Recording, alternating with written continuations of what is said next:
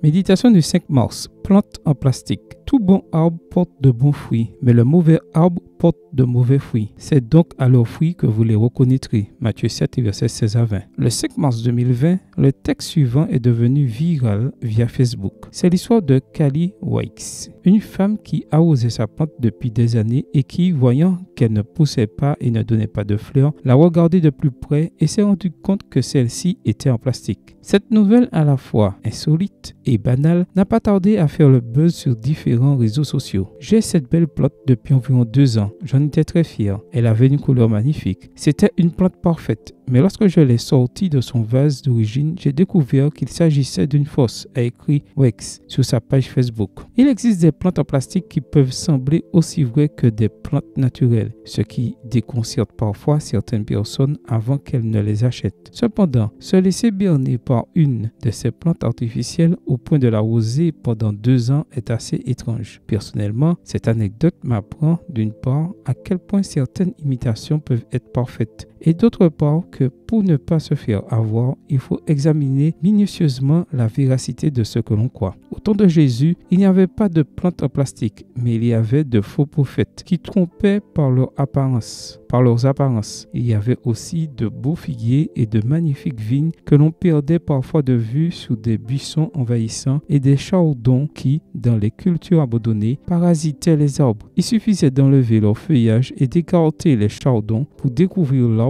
d'où provenait réellement le bon fruit. Il n'est pas toujours facile de distinguer le vrai du faux. Jésus nous donne ici des indications très précieuses pour reconnaître les faux prophètes, c'est-à-dire pour identifier ceux qui prétendent parler au nom de Dieu, mais qui n'ont que l'apparence de la spiritualité. Si nous examinons leurs fruits en profondeur, sans nous laisser impressionner par leurs paroles, nous verrons sans conteste qu'au fond, il n'y a que des épines qui blessent et des chardons qui étouffent. Seigneur, éclaire-moi pour que je ne me laisse pas tromper par les croyants en plastique, ni entraîner par leurs épines et leurs chardons. Et produis en moi du fruit pour que je te connaisse, toi le meilleur arbre qui soit. Amen. Bonne journée à vous et que le Seigneur vous bénisse.